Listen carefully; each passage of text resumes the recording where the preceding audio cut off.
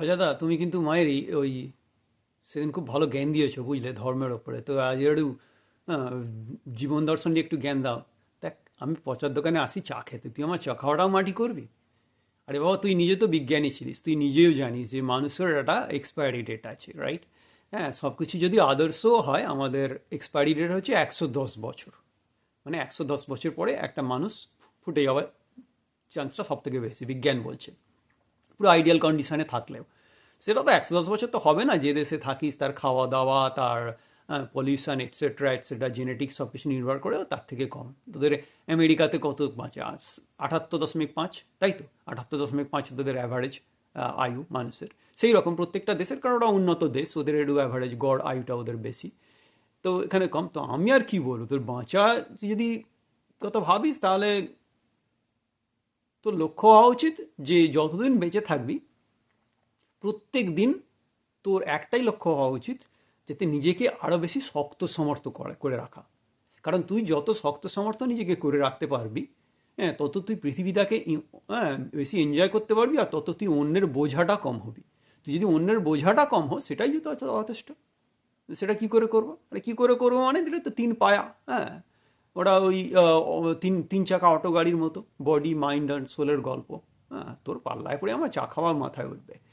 তো সবার আগে হচ্ছে স্ট্রং বডি। হ্যাঁ, দেখ, স্ট্রং বডি তুই যদি ভাবিস, হ্যাঁ, তোর মায়ের পেটে কদিন থাকে? 280 দিন, হ্যাঁ, 9 মাস 10 দিন। তারপরে ইউনিভার্সিটি তোকে বার করে দেয়। কেন বার করে দেয়? না, সেখান থেকে তুই উপুর হওয়া শিখবি, সেখান থেকে তুই হামাগুড়ি শিখবি, সেখান থেকে তুই হাঁটতে শিখবি, সেখান থেকে গাড়ি বাইক চালাতে শিখবি, এটসেট্রা এটসেট্রা। তো কাজটা কি, মানে ইউনিভার্সিটির শিক্ষাটা কি? তোকে মুভ করতে হবে সারাদিন তোকে। হ্যাঁ, এক জায়গায় তুই যদি সারাদিন এই গ্যাঁট হয়ে চেয়ারে বসে থাকিস, কোনো কাজ না করিস, তারপরে পচার দোকানে এসে ওই চেয়ারে নিয়ে বসলি, হ্যাঁ, খবরের কাগজ আর চা নিয়ে বসলি, আর নড়বি না। তারপরে বাসায় গিয়ে তুই সোফাতে গিয়ে বসবি টিভির সামনে, গাঁট খেয়ে, তার তুই নড়বি না। তাহলে একবার দিনের শেষে তোর সুগার হলে আবার চেঁচাবি কেন? হ্যাঁ, তোর বাতের যন্ত্রণা হলে তুই চেঁচাবি কেন? তোকে ইউনিভার্সিটি তো শুরু থেকেই বলছে, তোর জন্ম থেকেই বলছে, বাবা মুভ। যে কারণে তোকে মায়ের পেট থেকে লাথি মেরে ভগবান ভদ্রলোক বল আর ইউনিভার্স বল বার করে দিয়েছে যে তুই মুভ করতে থাক। তো শক্ত শরীর করতে গেলে তোকে মুভ করতে হবে। হ্যাঁ, সেটা তুই হাঁটতেও পারিস, সাইকেল চালাতেও পারিস, টাফ এক্সারসাইজও করতে পারিস, বাট তোকে মুভ করতে হবে। ওটা শক্ত শরীর করার একটা রাস্তা। আর তারপরে অটোর দ্বিতীয় চাকা হচ্ছে স্ট্রং মাইন্ড। স্ট্রং মাইন্ড মানে হচ্ছে কি বলতো, ফ্যাক্টগুলোকে অস্বীকার করা যাবে না। ধর তুই যদি 110 বছরও যদি বাঁচিস, বিজ্ঞান যেটা বলছে আদর্শ আয়ু তোর যদি হয়, তার মানেও তোর তো রিলেটিভ ব্যাপার স্যাপার আছে। মানে তোর বাবা বল, মা বল, বা দাদু বল, দিদিমা বল, তোর পোষা কুকুর বল, পোষা বিড়াল বল, পোষা মাছ বল, বন্ধু বান্ধব বল, ওরা তো সব আগে চলে যাবে। কেউ আগে যাবে, কেউ পরে যাবে, কিন্তু চান্স তো থাকে, রাইট, সায়েন্স অনুসারে। তো you will be losing somebody. ওই ওই যে লসের যেটা ফিলিং, সেটা কিন্তু ফান্ডামেন্টাল। আর ওই ফিলিংটা কিন্তু কারণগুলো শুধু বদলে যাবে, মানুষগুলো হয়তো বদলে যাবে। হয়তো কলেজে পড়ার সময় তোর বান্ধবী একটা লেঙ্গি মেরেছে, সেটাও একটা লস। তুই শেয়ার মার্কেটে টাকা রেখেছিস, টাকাটা উড়ে গেছে, সেটাও একটা লস। এক্সটেন্টগুলো আলাদা, হ্যাঁ। কারণ আমেরিকার পুরনো মানে প্রাক্তন প্রেসিডেন্ট মারা গেছে আর তোর বাবা মারা গেছে, দুটো ফিলিংস তোর কাছে নিশ্চয়ই এক নয়। সেই রকমের আর কি, ওই লস জিনিসটা হয়তো ফিলিংসটা এক, বাট এক্সটেন্টগুলো আলাদা হবে। কিন্তু দিনের শেষে এইগুলো তুই যদি বুঝিস যে আমি এতদিন পৃথিবীতে থাকবো, এইগুলো পৃথিবীর নিয়ম, এইগুলো চলবে, তোর আলটিমেটলি একটা স্ট্রং মাইন্ড তৈরি হবে। ওটা ক্যালাসনেস নয়, ওটা হচ্ছে জ্ঞান। যে যখন খারাপ ওই মুহূর্তগুলো আসবে, তখন তার খানিকটা এক্সপেক্টেড নিজের বোধ বুদ্ধি দিয়ে বিচার করে তুই দেখতে পারবি।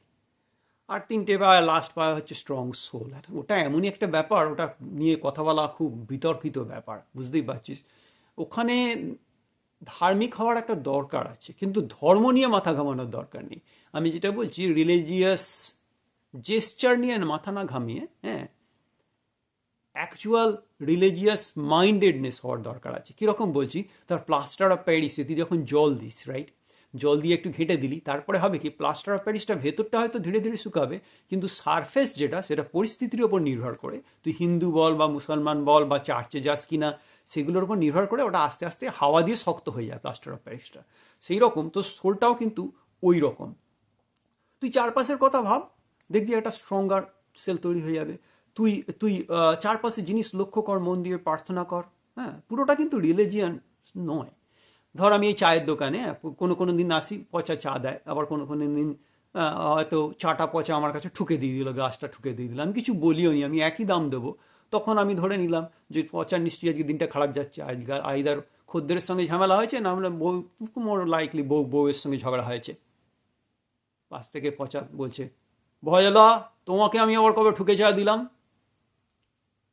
কবে ঠুকে চা দিলি, কবে মানে? এই তো গত পরশু দিন দিলি। ও, তুমি লক্ষ্য করেছো?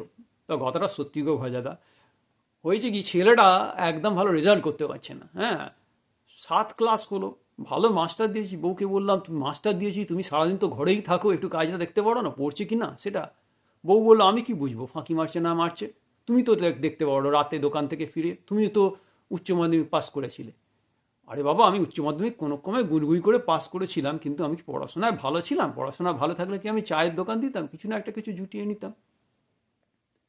আরে পচা, তুই দোষ দিচ্ছিস বউকে, আর বউ দোষ দিচ্ছে তোকে। এটা হচ্ছে পিং পং খেলা দোষ নিয়ে, হ্যাঁ। এটাই কে বলে পলিটিক্স, না এটা আজকাল ভীষণ পপুলার গেম।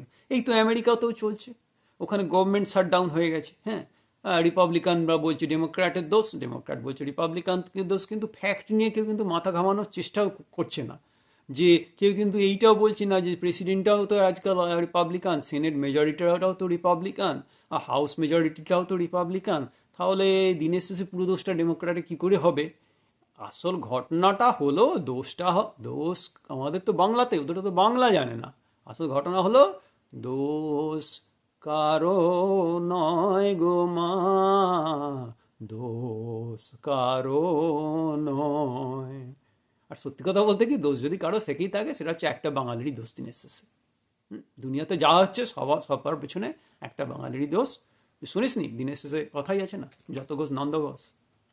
তো যাই হোক, তোর ঠুকে চা দেওয়া আমি কিছু মনে করি না, হ্যাঁ। তবে গ্লাস ভেঙে গেলে তুই মনে করবি, তোর দামটা কিন্তু আমি দেবো না। তো যাই হোক, আমি চা খেতে এসেছিলাম, এ আমাকে জ্বালিয়ে জ্বলিয়ে কী সব কথা মুখ দিয়ে বার করে নিল। যাই হোক, এবারে চা খেয়ে উঠে যাই, বুঝলি? আবার আসবো। আর নমস্কার, নাম সালাম আলাইকুম। যারা আমার আমেরিকার ছোট্ট জায়গা আরকানসাতে বসে, হ্যাঁ, এই পুচকে চ্যানেলের বকবকানি দুনিয়া প্রান্ত থেকে শুনছেন, একটু সাবস্ক্রাইব করুন, একটু কমেন্ট করুন, পাশে থাকুন, ভালো থাকবেন সবাই।